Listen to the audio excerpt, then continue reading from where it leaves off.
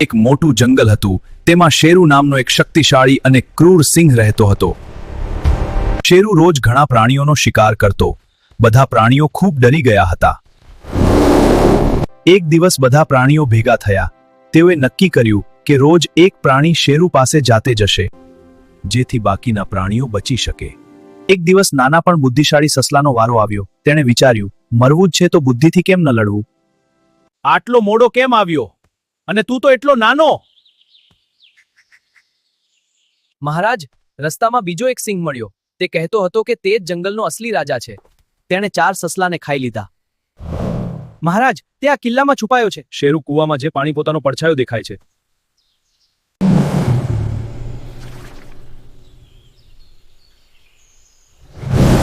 ગુસ્સામાં શેરુ કૂવામાં કૂદી પડે છે અને ડૂબી જાય છે. શેરુના અંત પછી જંગલમાં ફરી શાંતિ અને ખુશી છવાઈ ગઈ. બોધ બુદ્ધિબળ કરતા હંમેશા ચડિયાતી હોય છે. મુશ્કેલીમાં ગભરાવાની બદલે સમજદારીથી કામ લેવું જોઈએ.